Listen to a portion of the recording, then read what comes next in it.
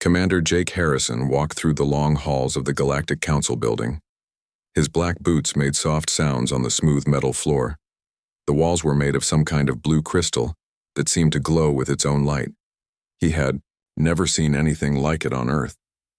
Jake carried a small datapad in his right hand. Inside this device were copies of every important military record from Earth's history. The Council had asked for these files 3 weeks ago. They said it was part of the process to let humans join their big group of alien races. It should have been simple. Upload the files, hand them over, and go home. But nothing was ever simple when dealing with aliens. The translation department was on the 15th floor. Jake stepped out of the lift and looked around. The room was huge, with tall windows that showed the stars outside. Dozens of alien beings sat at strange desks, working with devices that looked nothing like human computers. Dr. Lisa Carter was waiting for him near the main desk. She was one of the few humans who worked for the Council. Her job was to help translate languages between different species. Lisa had been working here for 5 years, ever since the first contact with Earth. "Commander Harrison," Lisa said as she walked over to him, "thank you for coming so quickly." "No problem," Jake replied. "I brought everything you asked for.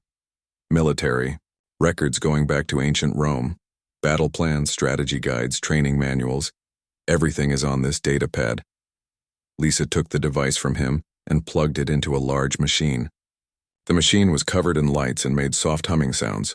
Several screens came to life, showing text and symbols that Jake could not read. "This should only take a few minutes," Lisa said. "The computer will scan all your files and sort them by language and time period. Then we can start the translation process." Jake nodded and sat down in a chair that was too small for him. Most alien furniture was not made for humans. He watched as Lisa worked with the machine, pressing buttons and reading screens. After 10 minutes, Lisa stopped working. She stared at one of the screens with a confused look on her face. She pressed a few more buttons, then stepped back. "This is strange," she said quietly. "What's wrong?" Jake asked. "The computer is having trouble with your files. It says they're written in a language it doesn't recognize." Jake stood up and walked over to the machine. "That can't be right. Everything is in English. Some of the older stuff might be in Latin or Greek, but most of it is plain English." Lisa shook her head. "The computer knows English very well. It knows Latin and Greek too. But it's saying these files are in something else entirely." She called over Dr. Zara Vex, an alien who looked like a tall, thin person with purple skin and 4 arms. Dr. Vex was the head of the translation department. She had been studying human languages since first contact. "Dr. Vex," Lisa said, "could you take a look at this? The scanner is giving us weird readings on the human military files." Dr. Vex moved to the machine with smooth, flowing steps. Her 4 arms moved over the controls like a dancer. She studied the screens for several minutes, her large yellow eyes moving back and forth as she read. "Most unusual," Dr. Vex said in her musical voice. "The base structure of this language appears to be Zephyrian." "Zephyrian?" Lisa asked. "But that's impossible. The Zephyrians have been extinct for thousands of years." Jake felt confused. "I'm sorry, but what are Zephyrians?" Dr. Vex turned to look at him. "They were one of the most powerful races in the galaxy, long before humans even existed. They were master warriors and strategists. Their language was used only for recording military knowledge and battle tactics. But these are human records," Jake said. "Written by humans about human battles in human languages."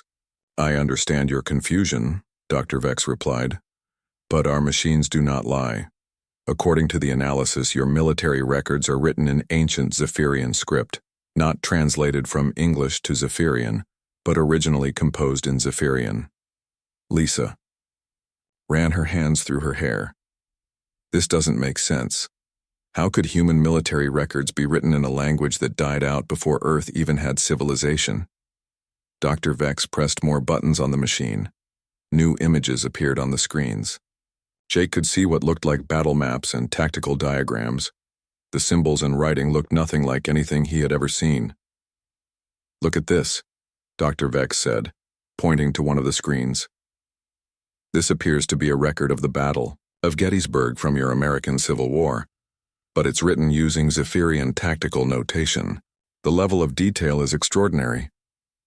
Jake leaned closer to the screen. He could see lines and symbols that might represent troop movements, but the writing was completely alien to him.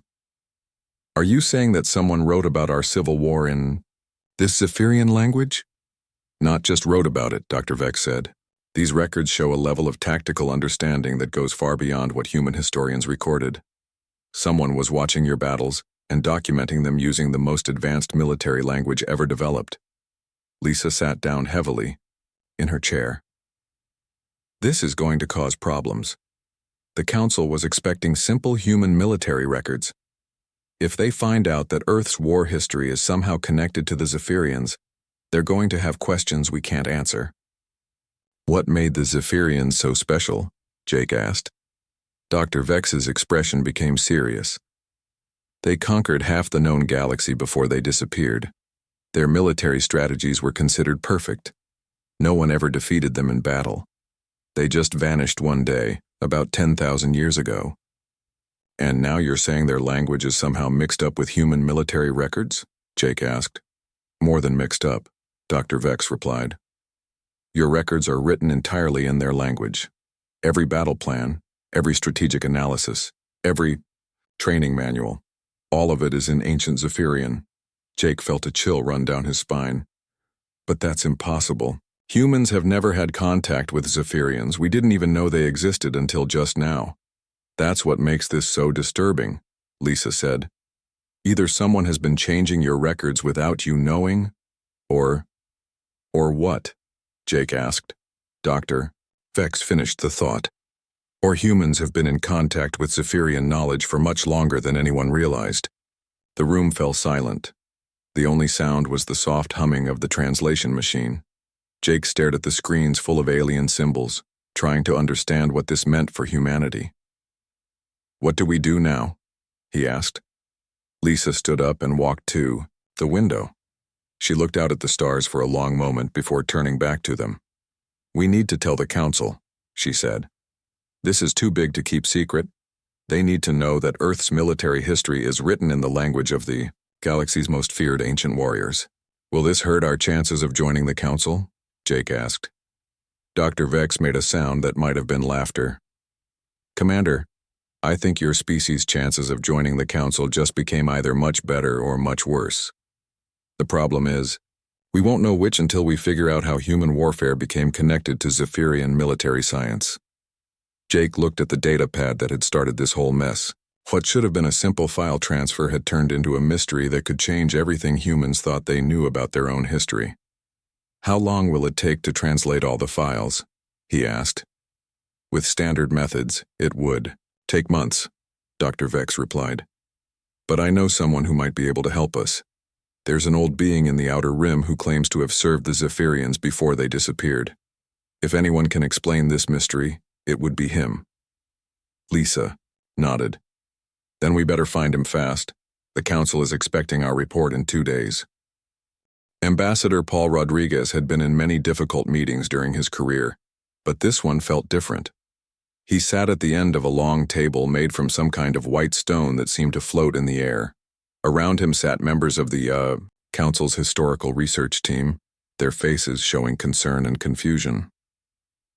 The meeting room was deep inside the Council building, away from the busy halls where normal business happened. This was where they discussed problems that could affect the entire galaxy. Paul had never expected to be in such a room talking about Earth. Dr. Margaret Stone sat to his right. She was Earth's best military historian and had written books about every major war in human history. Margaret had flown here from Earth as soon as she heard about the translation problem. Her gray hair was pulled back and her blue eyes looked tired from the long space journey. Across from them sat Counselor Vexthar, who looked like a person made of living crystal. Light moved through his body in slow waves, changing colors as he thought. He was old even by alien standards and had studied the history of dead civilizations for thousands of years. Let me make sure I understand this correctly, Paul said, looking at the papers spread across the table. You're telling Me that every military record from Earth's history is written in a language that belongs to an extinct alien race. That is correct, Vexthar replied, his voice sounding like music played on glass. The Zephyrians were the greatest military minds the galaxy has ever known. Their language was sacred to them, used only for recording the most advanced warfare techniques. Margaret picked up one of the documents. It looked like a normal page from a history book, but the symbols on it were completely alien. This is supposed to be a report from the Battle of Waterloo. I've read the original documents dozens of times. They were written in English and French. Yet when we scan them with our equipment, they appear in Zephyrian script, Vexthar said. Not just the words, but the entire way of thinking about warfare. The Zephyrians had a very specific way of analyzing battles, looking for patterns and weaknesses that other races never noticed. Paul rubbed his forehead. He had been an ambassador for 15 years and thought he had seen everything.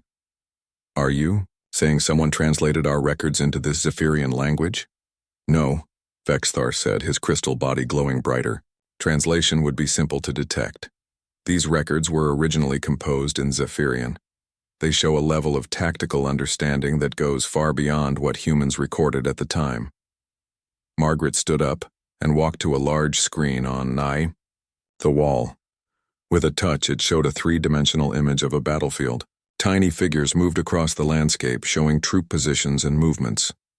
This is the Battle of Thermopylae, she said. 300 Spartans holding off thousands of Persian soldiers. But look at this analysis. The image changed, showing lines and symbols that marked weak points in the Persian formation, escape routes the Spartans never used, and tactical options that weren't mentioned in any Greek records. Someone was watching this battle and understanding it better than the people who fought it, Margaret continued. The level of detail is impossible.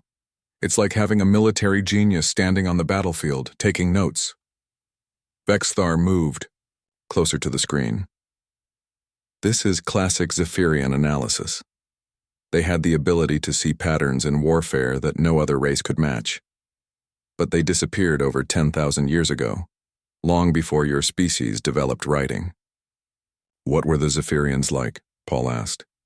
Legends say they were beings of pure logic when it came to war, Vexthar replied. They could predict the outcome of battles before they began.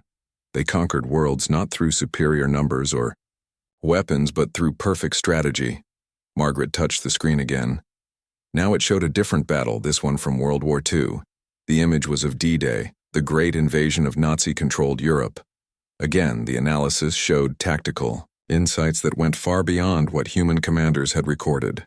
Look at this, she said, pointing to symbols on the screen. This shows weak points in the German defenses that weren't discovered until after the war.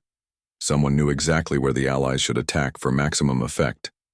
But the Allies didn't use all of these tactics, Paul observed. No, they didn't, Margaret agreed. It's as if someone was providing perfect advice, but the human commanders only followed part of it. Vexthar's body flickered with different colors. That would be consistent with Zephyrian methods. They believed in guiding other races toward better military thinking, not controlling them completely. You're talking about the Zephyrians like they were still alive, Paul said. Perhaps they were, Vexthar replied quietly. The room fell silent. Paul felt a chill run through him.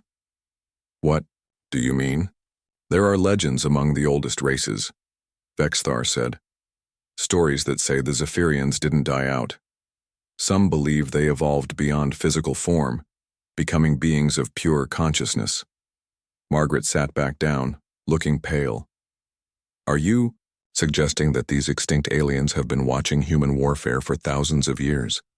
I'm suggesting it's a possibility we must consider, Vexthar said. The evidence points to someone with Zephyrian knowledge observing and recording your military history. Paul picked up another document from the table. This one was about the American Revolutionary War. Even though he couldn't read the alien symbols, he could see tactical diagrams that looked incredibly detailed. Why would they do this? He asked. Why watch our wars and record them?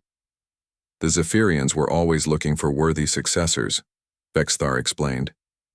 They believed that perfect military knowledge should not die with them. Perhaps they found something in human warfare that interested them. What could interest the galaxy's greatest warriors about human fighting? Margaret asked. Vexithar was quiet for a long moment, lights moving slowly through his crystal body. Humans have something that the Zephyrians, for all their perfection, never possessed. What's that? Paul asked. The ability to win battles you should lose, Vexithar replied. Zephyrian warfare was based on logic and perfect calculation, but humans have won impossible victories through courage, creativity, and pure stubborn refusal to give up. Margaret nodded slowly.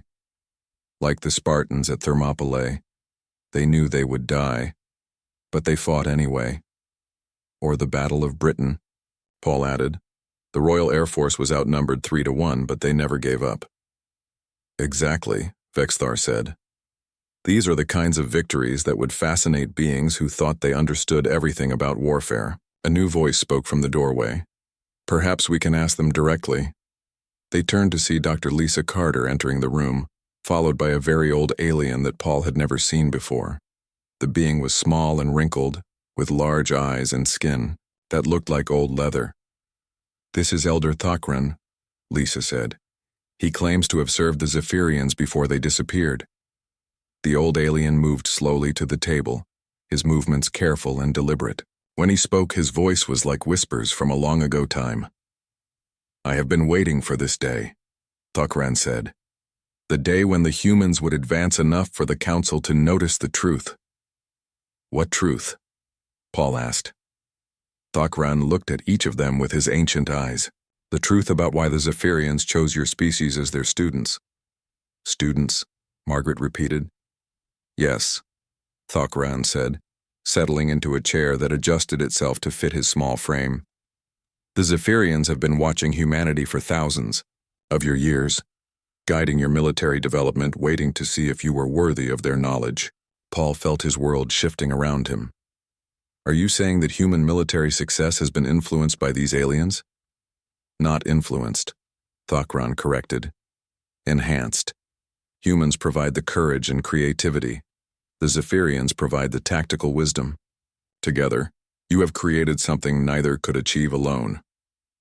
Vexithar leaned forward, his crystal body bright with excitement. That would explain the records. The Zephyrians were documenting their teaching process.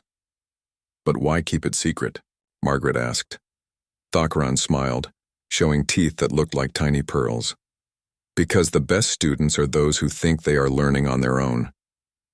Dr. Ben Tyler had been digging in dirt for most of his adult life. As a xenoarchaeologist, he studied the remains of ancient alien civilizations on planets across the galaxy. But he had never expected to be digging up battlefields on his own, home world. Ben stood in a muddy field in northern France, looking at the place where the Battle of Verdun had been fought during World War I.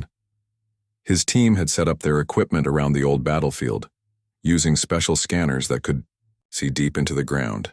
What they found there would change everything. Captain Amy Wells stood next to him, her military uniform clean despite the muddy conditions. She was a tactical analyst for Earth's Space Defense Force, and she understood warfare better than most people. Amy had volunteered to help Ben's team when they started finding strange readings at old battle sites. The scanners are picking up something unusual, Ben said, looking at the data on his portable screen. There are patterns in the ground that don't match what the history books tell us about this battle. Amy knelt down and touched the soil. What kind of patterns? Defensive positions that were never recorded. Supply routes that don't appear on any military maps. It's like someone was fighting a completely different battle than what the official records show. Ben had been working on this project for 3 weeks, ever since the Council discovered that Earth's military records were written in Zephyrian language. His job was to find physical evidence that might explain how ancient alien knowledge had become mixed with human warfare. So far, every battlefield he examined told the same story. The real tactical situation had been far more complex than human records showed. Look at this, Ben said, pointing to his scanner. According to our equipment, there were 3 separate defensive lines here, but French military records only mention one. Amy studied the data on Ben's screen. As a military expert, she could read tactical information like other people read books. These additional positions would have been brilliant, she said. They create overlapping fields of fire and multiple fallback positions. Whoever planned This understood defensive warfare perfectly. But the French commanders never built these extra positions, Ben replied. So why do we have evidence that they existed? Maybe they did build them, but didn't record it properly, Amy suggested. Ben shook his head. I've checked the soil samples. These positions were planned but never actually constructed. It's like someone made a perfect battle plan, but the human soldiers only followed part of it. They moved to another part of the battlefield where Ben's team had found even stranger evidence. Here the scanners showed troop movements that made no sense according to historical records. The official history says the German attack came from the east, Ben said, showing Amy the data. But our scans show they also planned a flanking attack from the north, an attack that never happened. Why would they plan an attack and then not carry it out? Amy asked. Maybe they didn't plan it, Ben replied. Maybe someone else did. Amy felt a chill despite the warm afternoon sun. You're talking about the Zephyrians again. I'm talking about evidence, Ben said.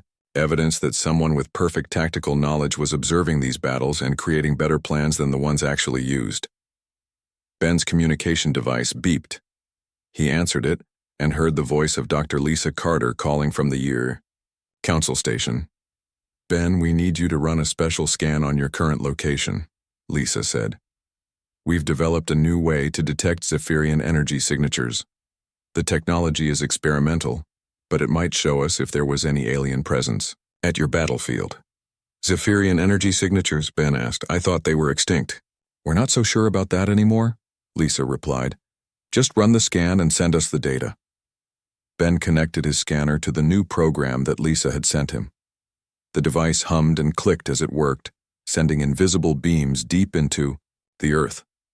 After several minutes, the results appeared on his screen. Amy, you need to see this, Ben said, his voice tight with excitement.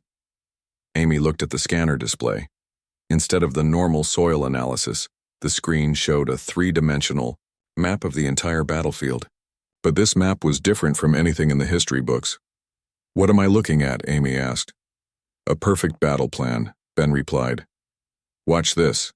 He pressed a button and the map came to life. Tiny dots moved across the landscape, showing how the battle could have been fought. The movements were smooth and precise, like a deadly dance.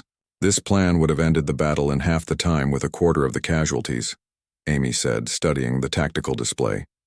It's brilliant. But it's not what actually happened, Ben pointed out. The real battle was much messier, with far more mistakes and wasted lives. Amy watched the perfect battle plan play out on the screen. It's like someone was standing here during the fight, watching everything, and thinking of better ways to do it. Exactly, Ben said. And according to this new scanner, there are Zephyrian energy traces all over this battlefield. They spent the next hour running the special scan on different parts of the area. Every location showed the same thing. Evidence of Zephyrian presence and tactical plans that were far superior to what the human armies had actually used. Ben's communication device beeped again. This time it was a video call from the council station. Dr. Lisa Carter appeared on the screen, along with Ambassador Paul Rodriguez and several alien beings. Ben, we're getting your data, Lisa said. The results are incredible. How many battlefields have you scanned? 12 so far, Ben replied. Everything from ancient Roman sites to World War II locations. They all show the same pattern. Ambassador Rodriguez leaned into the video. What pattern? Someone was watching human battles and creating perfect tactical solutions, Ben explained. But the human commanders only used small parts of these superior plans, almost like they were getting advice they didn't know they were receiving, Amy added. An alien voice spoke from off-screen. Ben recognized it as Counselor Vexthar, the crystal being who specialized in ancient history. Dr. Tyler, Vexthar said, your findings support what we're learning here. The Zephyrians appear to have been studying human warfare for thousands of years. But why? Ben asked. What would interest them about human fighting techniques? Another voice answered, one that Ben didn't recognize. It was Elder Thokran, the ancient alien who claimed to have served the Zephyrians. Because humans fight with their hearts as well as their minds, Thokran said.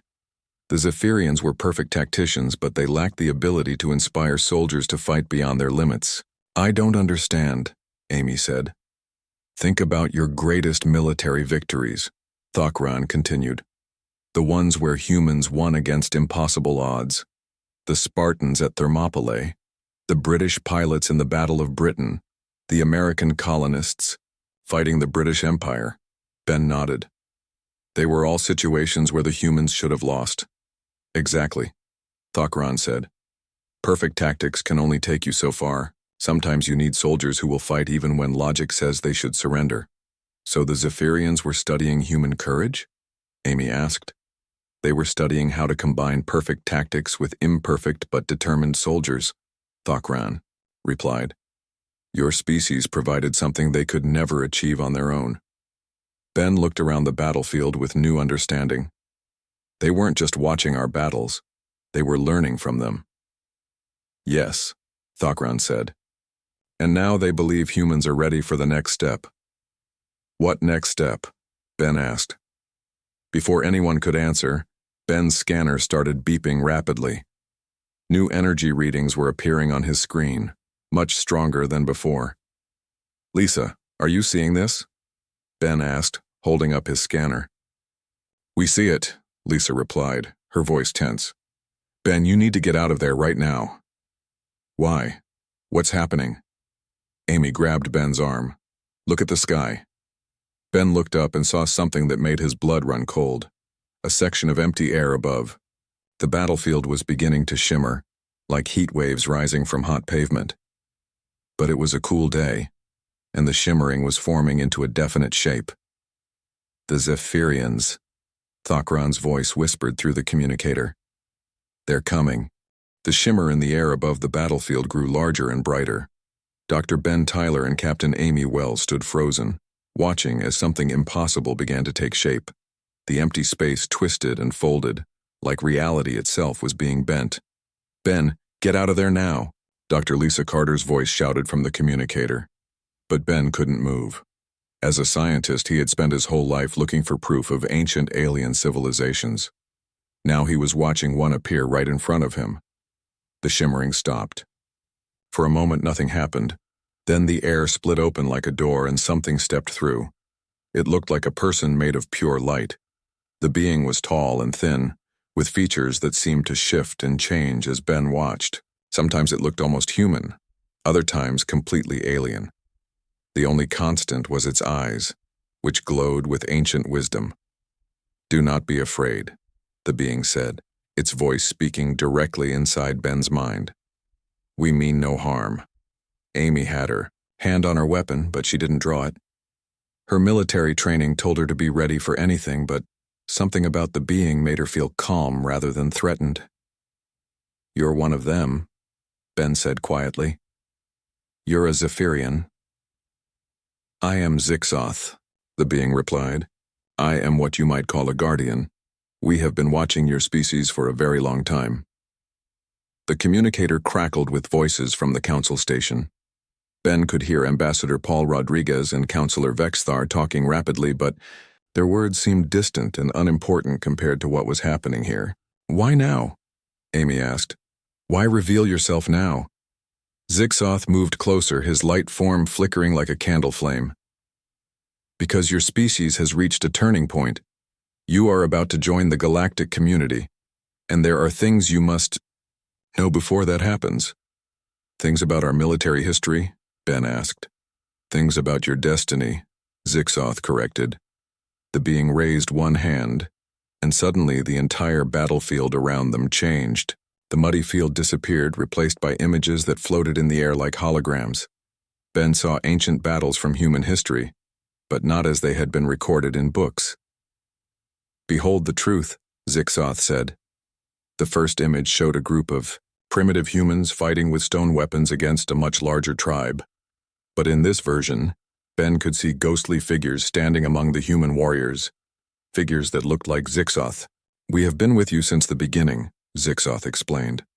Not controlling, not commanding, but guiding, whispering tactical wisdom to those who would listen. The scene changed to show Roman legions marching in perfect formation. Again, Ben could see the light beings moving among the soldiers, their presence barely visible. "We taught your ancestors about discipline and organization," Zixoth continued. "But they took our lessons and made them uniquely human." Amy watched in amazement as the images showed battle after battle throughout human history. In every scene, the Zephyrians were there, offering silent guidance to human commanders. "But why?" Amy asked. "Why help us?" The images stopped, and Zixoth turned to face her directly. "Because we saw something in your species that we had lost in ourselves." "What did you see?" Ben asked. "Hope," Zixoth replied simply. "The ability to fight even when victory seems impossible. The willingness to sacrifice everything for something greater than yourself." The being gestured, and new images appeared. These showed the great battles where humans had won against overwhelming odds. The Spartans stand at Thermopylae, the British, resistance during World War II, the American colonists fighting for independence. "In each of these battles, our tactical advice could only take you so far," Zixoth said. "The final victory came from something we could never teach, the human spirit." Ben's communicator buzzed with an incoming message. He looked at the screen and saw that Fleet Admiral Kate Morgan, the highest-ranking military officer on Earth, was trying to reach him. "Dr. Tyler, what's your situation?" Admiral Morgan's voice was calm but urgent. Ben looked at Zixoth, who nodded permission for him to answer. "Admiral, I'm with a being that claims to be a Zephyrian. He's explaining how they've been involved in human military history." There was silence for a moment. Then Admiral Morgan spoke again. "Put him on the line." Zixoth stepped closer to the communicator. "Admiral Morgan, we have been expecting this conversation for many years." "You know who I am?" Admiral Morgan asked. "We know all of Earth's military leaders," Zixoth replied. "We have watched your career with great interest. Your victory at the Battle of Titan Station showed the perfect combination of tactical skill and human determination." Ben remembered that battle. It had happened 5 years ago, when human forces had defended a mining station against alien pirates. Admiral Morgan had been outnumbered 4-1, but she had somehow managed to win. "That was all human skill," Admiral Morgan said firmly. "Was it?" Zixoth asked. "Do you remember the moment when you decided to use the station's gravity generator as a weapon? That idea came to you suddenly, did it not?" Ben saw Amy's eyes widen. Even through the communicator, he could hear Admiral Morgan's sharp intake of breath. "You put that idea in my head," Admiral Morgan said quietly. "We simply made sure you saw all the possibilities," Zixoth corrected. "The courage to use such a dangerous tactic was entirely your own." The conversation was interrupted by another voice on the communicator. Elder Thokran was speaking from the council station. "Zixoth, old friend," Thokran said. "It is good to hear your voice again." "Thokran," Zixoth replied warmly. "You have served well as our liaison. The time for secrecy has ended." "What does that mean?" Ben asked. Zixoth turned back to him. "It means that humanity is ready to learn the full truth about their role in the galaxy." New images appeared around them, showing battles that had never happened on Earth. Ben saw human soldiers fighting alongside alien warriors on distant planets. He saw space fleets using tactics that combined Zephyrian strategy with human adaptability. "This is your future," Zixoth said. "The Zephyrians disappeared from physical form long ago, but our knowledge lives on. We have been preparing your species to carry that knowledge forward." "You want us to replace you," Amy said, understanding flooding her voice. "Not replace," Zixoth corrected. "Evolve. Take what we have learned and make it something new. Something that combines perfect strategy with imperfect but determined hearts." Admiral Morgan's voice came through the communicator again. "What exactly are you asking of humanity?" "We are asking you to become the galaxy's protectors," Zixoth replied. "The Council faces threats that pure logic cannot defeat. Pirates who fight without reason. Invaders who care nothing for tactical advantage. Enemies who can only be stopped by beings willing to fight against impossible odds." Ben felt the weight of what he was hearing. "You're talking about making humanity into a military force for the entire galaxy. We are talking about making humanity into what you already are, Zixoth said. Warriors who fight not just for victory, but for what is right. The images around them changed one final time, showing Earth's forces working with the Galactic Council to defend peaceful worlds from various threats. In every scene, human tactics and courage were making the difference between victory and defeat. The choice is yours, Zixoth said. We will not force this destiny upon you, but know that the galaxy needs what humanity can offer. Amy looked at Ben, then at the communicator where she could hear voices discussing this revelation. What happens if we say no? Then we will respect your decision and fade back into the shadows. Zixoth replied, but the galaxy will be a darker place without human courage to light the way. Ben thought about everything they had learned. The Zephyrians had been guiding humanity for thousands of years, not to control them, but to prepare them for something greater. We need time to think about this, Admiral Morgan said through the communicator. Of course, Zixoth agreed. But do not take too long. There are forces moving in the galaxy that will not wait for your decision. The being began to fade, becoming more transparent with each passing moment. Will we see you again? Ben asked. When humanity is ready to accept their destiny, Zixoth replied. We will be there to guide you one final time. Then he was gone, leaving Ben and Amy standing in an empty field, wondering if they had just witnessed the most important moment in human history. The Great Council chamber had never been so full. Representatives from hundreds of worlds sat in the floating seats that circled the massive room. The air hummed with translations being spoken in dozens of different languages. Everyone had come to hear what humanity would decide. Fleet Admiral Kate Morgan stood at the center of the chamber, wearing her best military dress uniform. The blue fabric was covered with ribbons and medals that told the story of her long career. But none of those battles had prepared her for this moment. Next to her stood Ambassador Paul Rodriguez, looking calm despite the weight of representing all of humanity. Dr. Margaret Stone was there too, along with Dr. Ben Tyler and Captain Amy Wells, who had flown in from the battlefield where they had met Zixoth. The past 3 days had been the most intense in human history. Earth's leaders had held emergency meetings around the clock, debating what to do with the Zephyrian offer. Some wanted to accept immediately, seeing it as humanity's chance to become important in the galaxy. Others worried about becoming soldiers for alien causes. In the end, the decision had been left to Admiral Morgan and Ambassador Rodriguez. They would speak for all of humanity. Council Prime. Sarandra floated at the center of the room, her energy, body shifting through different colors as she waited for quiet. When the chamber finally settled, her voice echoed from every wall. We gathered today to hear humanity's response to the revelation about their military heritage, Sarandra announced. The discovery that Earth's war records were written in ancient Zephyrian has led to truths that affect us all. Counselor Vexthar rose from his crystal seat. For the record, let us review what we have learned. The Zephyrians, greatest military minds in galactic history, have been guiding human warfare for thousands of years. They did this to prepare humanity for a role as protectors of the galaxy. Murmurs filled the chamber. Many species had fought the Zephyrians long ago and still remembered their perfect tactics.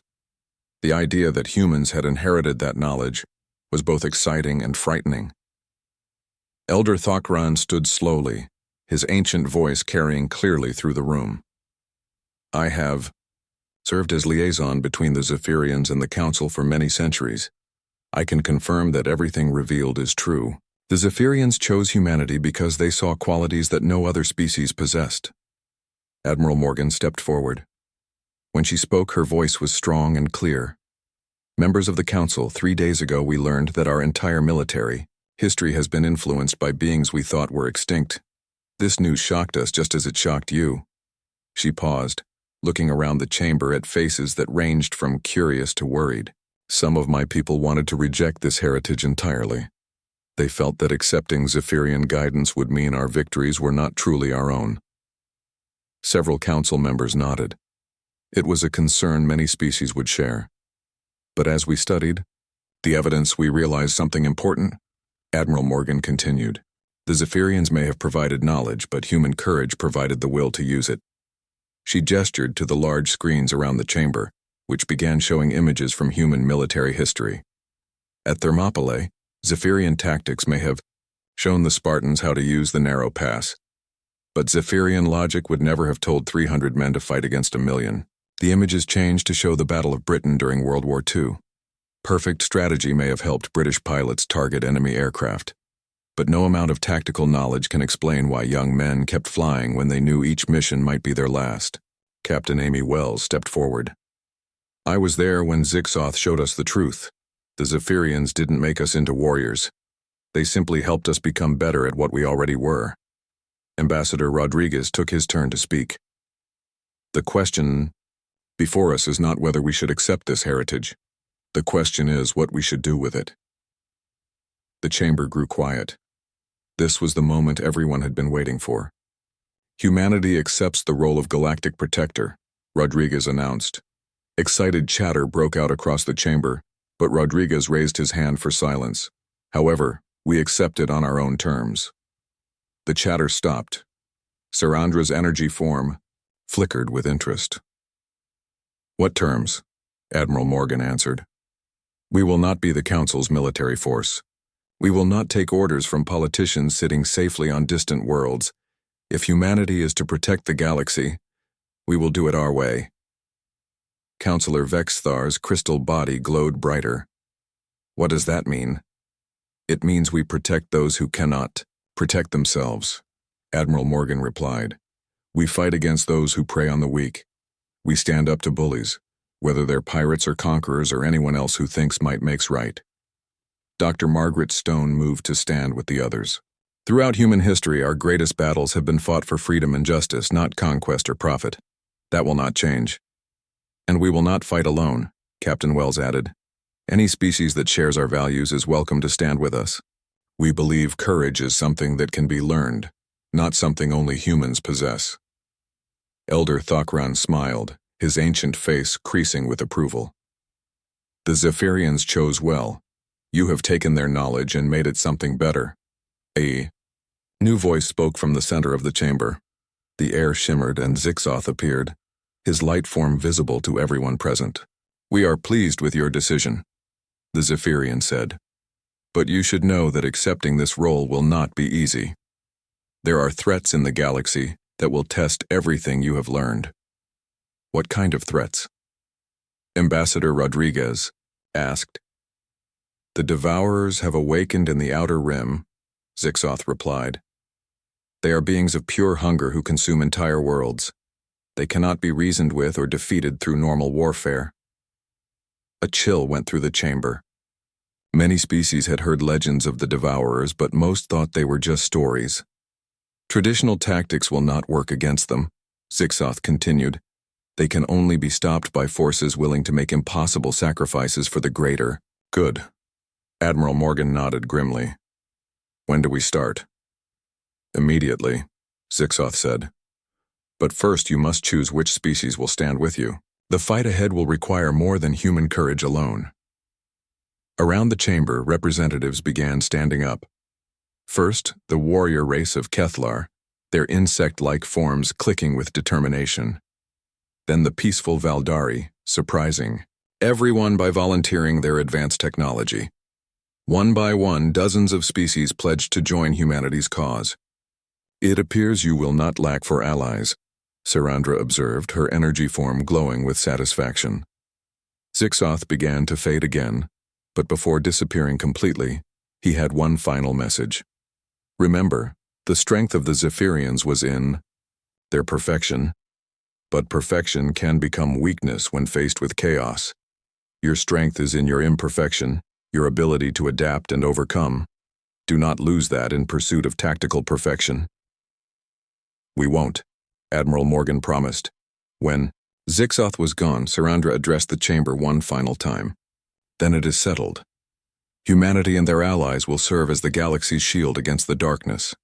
May the stars light your path. As the council session ended, Admiral Morgan found herself surrounded by military officers from dozens of different species, all eager to learn from human tactics and share their own knowledge. She realized that this was just the beginning. Dr. Ben Tyler approached her with a smile. "Think we're ready for this?" Admiral Morgan looked around at the mix of human and alien faces, all united by a common cause. "Ready or not, we're about to find out." Ambassador Rodriguez joined them. "Any regrets about accepting this responsibility?" Admiral Morgan thought about all the battles in human history, all the sacrifices made by soldiers who fought for something greater than themselves. "No regrets. This is what we were meant to do." Outside the council station, the stars waited. Somewhere in the darkness, the devourers were stirring. But for the first time in galactic history, there would be someone ready to stand against them. The day the council realized Earth's war records were written in a dead alien tongue had become the day humanity accepted its destiny as the galaxy's protector. The real battles were just beginning,